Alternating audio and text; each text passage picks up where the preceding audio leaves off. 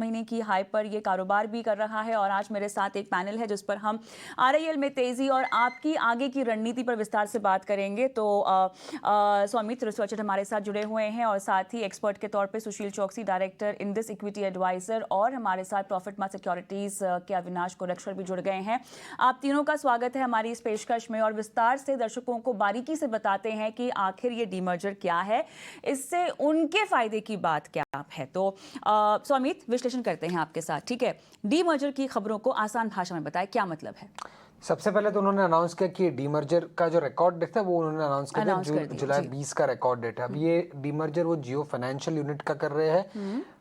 ये एक financial arm होगी। इसके अगर आप नेट एसेट देखेंगे अभी तो करीब 1.4 लाख करोड़ रुपीस का होगा। उसमें 1.1 लाख करोड़ तो रिलायंस इंडस्ट्रीज का शेयर्स के वैल्यू, क्योंकि उन्होंने पहले ही कहा था कि ये जो डीमर्ज्ड एंटिटी होगा जियो फाइनेंशियल, उसमें 6.1% इक्विटी स्टेक जो है वो रिलायंस इंडस्ट्रीज का उसमें शिफ्ट किया जाएगा, ट्रेजरी शेयर्स जो है उसके से वो 1.1 लाख करोड़ का तो वैल्यू आ गया।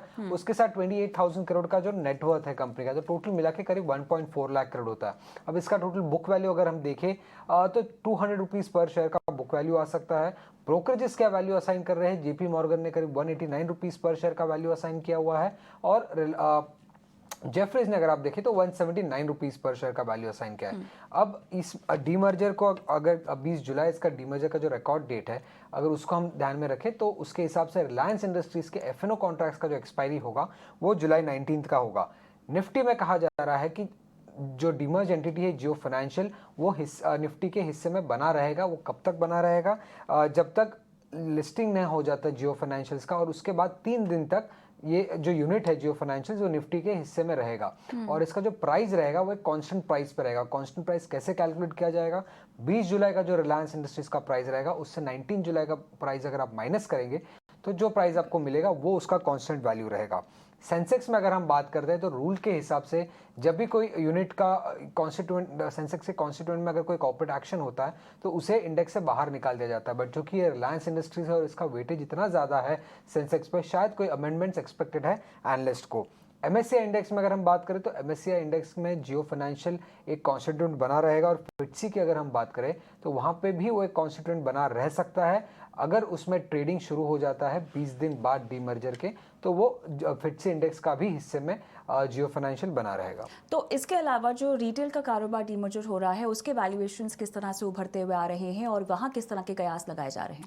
अब रिटेल के अगर आप देखेंगे तो उन्होंने कहा है उनका जो स्टेप डाउन सब्सिडरी है रिलायंस रिटेल, उसमें करीब 34 लाख कुछ पब्लिक शेयर होल्डर्स थे। टोटल शेयर्स 34 लाख थे जो कोई पब्लिक शेयर होल्डर्स ओन कर रहे थे, तो उसको वो कैंसिल करने वाले हैं और उनके बदले वो एवरी शेयर के बदले 1362 रुपीज देंगे। अगर आप देखेंगे तो ये रिलायंस इंडस्ट्रीज ये क्यों कर रहा है? क्योंकि जो स्ट्रक्चर अभी रिलायंस इंडस्ट्रीज का है उसमें ऐसा है कि Reliance Industries owns around 85% stake in Reliance Retail Ventures, and Reliance Retail Ventures owns around 99.93% stake in Reliance Retail. तो अगर आगे जाके कभी लिस्टिंग भी अगर होता है रिटेल आर्म का तो रिलायंस रिटेल वेंचर्स का लिस्टिंग होगा और रिलायंस रिटेल का नहीं होगा, और इसीलिए उनको एग्जिट ऑप्शन देने के लिए कंपनी ने ये बायबैक या शेयर कैंसिलेशन का प्रस्ताव सामने रखा है। अब अगर 1362 के वैल्यू पे अगर आप देखते हैं तो रिलायंस रिटेल का जो वैल्यू है वो करीब 6.8 लाख करोड़ का होता है। बट चूंकि काफ़ी सारे कन्वर्टेबल इंस्ट्रूमेंट्स भी है रिलायंस रिटेल के पास, डायल्यूटेड बेसिस पर अगर हम देखें तो वैल्यूएशन 12.7 लाख करोड़ तक भी जा सकता है। अब ब्रोकरेजेस वैल्यू करते हैं ये पूरे रिटेल आर्म को करीब 9.2 लाख करोड़ पर। पूरे रिटेल आर्म के वैल्यूएशन में सिर्फ रिलायंस रिटेल के ऑफलाइन स्टोर्स नहीं आते, जब उसके बदले उसके साथ ही ई कॉमर्स बिजनेस भी आ जाता है, और जितने भी सारे बड़े एक्विजिशंस कंपनी ने 2020 से लेकर अब तक किए हैं वो सारे भी इंक्लूड हो जाते हैं। तो अगर ब्रोकरेज के हिसाब से एनालिस्ट कम्युनिटी के हिसाब से अगर आप देखेंगे तो जो 1362 रुपीज पर शेयर का वैल्यूएशन रिलायंस रिटेल को दिया है वो लगभग इन लाइन है। बट काफ़ी सारा ऐसा मार्केट चार्टर या रूमर्स चल रहे हैं कि अनलिस्टेड स्पेस में जो रिलायंस रिटेल के शेयर्स का ट्रेड हो रहे थे वो करीब 2700 से लेकर 3000 के भाव के बीच में हो रहे थे। अब अगर आप 2700 से 3000 का भाव देखते हैं रिलायंस रिटेल का, तो रिलायंस रिटेल का ही जो मार्केट कैप हो जाता है वो करीब 14 से 15 लाख करोड़ का हो जाता है, जो कि काफ़ी ज़्यादा हाई है, क्योंकि रिलायंस इंडस्ट्रीज का मार्केट कैप 18 लाख करोड़ के आसपास है। तो ये गणित किधर सही नहीं बैठता, और वही हमें एक्सपर्ट्स भी बता रहे हैं कि ये जो वैल्यूएशन है उसमें मार्केट डिस्कवरी ना होने के कारण सिंक में नहीं है ये वैल्यूएशन, और इसी कारण ये आपको डिस्काउंट में लग रहा है, बट एनालिस्ट या ब्रोकरेज कम्युनिटी के सामने अगर देखेंगे तो प्रीटी मच इन लाइन है स्ट्रीट एस्टिमेट्स के मेरे सामने। ख्याल से यहाँ पे निवेशकों को शहर से निकलने का भी मौका है, लेकिन ओवरऑल स्ट्रीट्स क्या कह रही हैं, ब्रोकरेज क्या कह रहे हैं, ये आपसे वापस मैं जानूंगी। लेकिन दोनों मेहमान जो मेरे साथ जुड़ गए हैं, एक एक बार उनकी भी राय ले लेते हैं। तो सुशील, आपके पास आऊंगी मैं सबसे पहले। पूरा मामला बारीकी से समझा तो दिया है सौमित ने, लेकिन आपका व्यू क्या बनता है और कैसे देखना चाहिए तमाम डीमर्जर की खबरों को? पहले तो शुक्रिया। आज का जो रिलायंस का स्टॉक का मूवमेंट है वो दो संबंध में है। एक तो रिलायंस जियो का फाइनेंशियल आर्म का बुक क्लोजर जो 20 तारीख के लिए अनाउंस हुआ है कि हर शेयर होल्डर को एक शेयर मिलेगा डीमर्ज एंटिटी पे, और उसकी कीमत करीबन पौने 200 से 200 रुपए का अंदाज सब ब्रोकरेज हाउस ने लगाया है।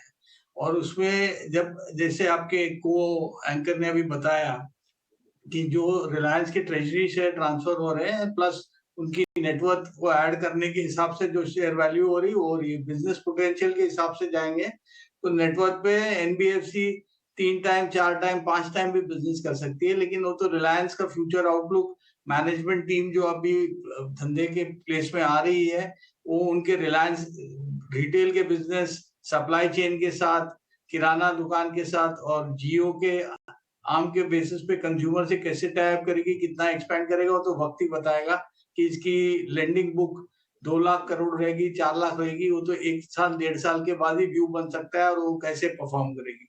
लेकिन उसका ओवरऑल आज शेयर होल्डर को रिलायंस के शेयर जो ओन कर रहे थे उसको जियो का शेयर मिलने से और अपेक्षा बढ़ गई है कि रिटेल और टेलीकॉम वर्टिकल का भी कभी आज के फ्यूचर में 6 महीना लगता है, 1 साल लगता है, या एजीएम में कोई अनाउंस होते ही पता नहीं है।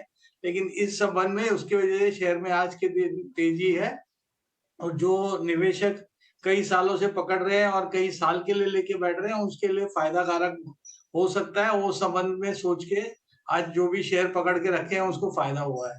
तो ये जियो का फाइनेंशियल आर्म और जो रीच रिलायंस रिटेल और जियो के टेलीकॉम वर्टिकल में है उसके वजह से कंज्यूमर बेस बनाना मुश्किल काम नहीं है। वो हिसाब से वो पॉजिटिव न्यूज लेगी।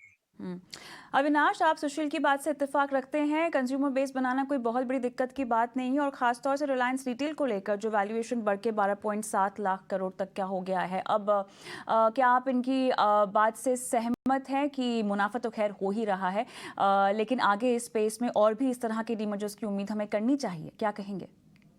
नहीं, बिल्कुल कविता, पहले तो जियो फाइनेंशियल का जो डीमर्जर होने वाला है वो बहुत समय से एक्सपेक्टेड था। और देखिए, मुझे लग रहा है कि जिस प्रकार की बैलेंस शीट साइज है, 1,40,000 करोड़ का जो भी बैलेंस शीट साइज है, ये काफी सिग्निफिकेंट और मैसिव है। तो इससे कोई डाउट नहीं कि आने वाले 1-2 साल में तो जो कंप्लीट जो लोन बुक बनेगा वो बहुत बड़ा बनेगा। और इससे मैं समझता हूँ कि जो फाइनेंशियल सर्विसेज इंडस्ट्री है इसमें बहुत बड़ा डिस्ट्रप्शन आने की अपेक्षा रहेगी। मुझे लग रहा है कि देखिए, जियो फाइनेंशियल हर क्षेत्र में एंटर करेगा। जहाँ पे भी वो ग्रोथ पोटेंशियल देखेगा वहाँ पे वो अपने प्रोडक्ट्स और एग्रेसिवली प्राइस करेगा। तो डेफिनेटली निवेशकों को जो शेयर मिलेगा, मेरे ख्याल से अगले 1.5-2 साल में बहुत अच्छी वैल्यू क्रिएशन आपको मिलेगी। रही बात रिटेल के बिजनेस के लिए, तो जैसे सौमित ने कहा कि उनको इन नियर टर्म में तो डेफिनेटली रिलायंस रिटेल को वैल्यू अनलॉक करना है। तो ये एक स्टेप है और थोड़ा क्लोज होने के लिए। तो शायद ये इसी कारण से अभी इन्होंने एक जो पब्लिक शेयर होल्डिंग है रिलायंस वेंचर्स में, इनको कैश का पे आउट का ऑप्शन दिया है। तो मुझे लग रहा है कि डेफिनेटली ये शायद जियो के बाद retail will be again on the block, और यहाँ पे आपको वैल्यू अनलॉकिंग की खबर मिलेगी। क्लियरली रिलायंस के लिए आने वाले 1.5-2 साल वैल्यू अनलॉकिंग से ही आएंगे। अभी तो मेरे ख्याल से जियो हो रहा है, उसके बाद रिटेल हो सकता है, और उसके बाद फाइनली जियो का जो बिजनेस है वो भी फाइनली अनलॉक होगा। तो I think Reliance will continue to remain in focus. Alright, Saumit, मुझे बताइए आप ब्रोकरेज हाउसेस और उनकी रिपोर्ट्स में क्या टारगेट्स दिए गए हैं? कंसेंसस व्यू अगर हम देखें तो करीब 87% ऑफ द एनालिस्ट जो ट्रैक कर रहे हैं रिलायंस इंडस्ट्रीज को, उनका बाय रेटिंग है। होल्ड रेटिंग 88% लोगों का है, और सेल सिर्फ 5%। सिर्फ 2 ही एनालिस्ट है पूरे मार्केट में जिन्होंने सेल रेटिंग रखा हुआ है रिलायंस इंडस्ट्रीज में। कंसेंसस टारगेट प्राइस देखेंगे तो 2800 के आसपास है, वहां पे कुछ ज्यादा अपसाइड नहीं देखने को मिल रहा है क्योंकि अभी तक काफी अपग्रेड्स आए नहीं है। बट अगर आप हाईएस्ट टारगेट प्राइस की अगर हम बात करें तो इलारा कैपिटल का सबसे हाईएस्ट टारगेट प्राइस है 3379 का। फॉलोड बाय इनकरेक्ट जिसका 3369 का हाईएस्ट टारगेट प्राइस है। न्यू स्ट्रीट का टारगेट प्राइस है 3270, नोवामा का 3205 रुपीस और जेफरीज का जो टारगेट प्राइस है वो 3125 का है। तो 3000 के ऊपर भी काफी सारे टारगेट प्राइस है रिलायंस इंडस्ट्रीज पे और शायद फर्स्ट क्वार्टर के नंबर्स आने के बाद और भी रिविजन्स देखने को मिल सकते हैं क्योंकि जियो फाइनेंशियल भी डीमर्ज होने वाला है, तो थोड़े बहुत चेंजेस हमें टारगेट प्राइस में हाल ही में देखने को मिल सकता है रिलायंस इंडस्ट्रीज। ऑलराइट, शुक्रिया सौमित। सुशील, आपके पास आऊंगी। आप कोई खास टारगेट प्राइस या रणनीति सुझाएंगे लेवल्स के लिहाज पे दर्शकों को, निवेशकों को? रिलायंस जियो का डीमर्जर, रिटेल का पॉसिबिलिटी डीमर्जर 12 से 24 महीने कभी भी हो सकता है या इस साल भी हो सकता है, टेलीकॉम का हो सकता है, और ऑयल कन्वर्जन जो रिलायंस रशियन या क्रूड से बना के एक्सपोर्ट कर पा रही है यूरोप को मेजॉरिटी सेल्स, तो उसका मार्जिन सिंगापुर जीआरएम से कम आएगा, वो आशंका है मार्केट में एक क्वार्टर के रिजल्ट पर। मुझे लगता है कि रिजल्ट ठीक आना चाहिए और एबिटा और कैश फ्लो देखेंगे तो 12 से 24 महीने में रिलायंस में फिक्स डिपॉजिट की तरह प्रॉक्सी रखेंगे तो 15 से 30% के बीच में gain approximately year on year मिलने का पॉसिबिलिटी है, क्योंकि ये दो डीमर्जर काफी वैल्यू सपोर्टिव रहेंगे। और टेलीकॉम में अभी 5G के रोल आउट का पॉसिबिलिटी का सपोर्ट ज्यादा है। दूसरे अभी नए टेलीकॉम फीचर्स वाले 2G वाले क्लाइंट्स को अक्वायर करने और राइवल से उन्होंने नया प्लान शुरू किया है। और रिटेल में एक्सपेंशन और अभी high value added and branded में कितना एक्सपैंड करते हैं वो भी देखने की जरूरत है। और न्यू एनर्जी बिजनेस जो सोलर और हाइड्रोजन की बात है, उसकी काफी सारी न्यूज 12 से 24 महीने में आनी चाहिए। तो 1-2 साल का व्यू से लेकर रिलायंस को आगे वाले साल में इलेक्शन भी है, तो बड़े लार्ज कैप स्टॉक्स में इन्वेस्टेड रहेंगे तो फायदा है, उसमें एक रिलायंस रहना अच्छा बात है। एक डिक्लेरेशन देना पाऊंगा कि मेरे या मेरे कस्टमर सबके पास इसकी ओनरशिप हुए, तो इंटरेस्टेड पार्टी रहूंगा उस तरफ। धन्यवाद सुशील, आपने समय निकाला और मार्गदर्शन किया हमारे दर्शकों का, निवेशकों का। अविनाश, मैं आपके पास आऊं उससे पहले चलिए झटपट इस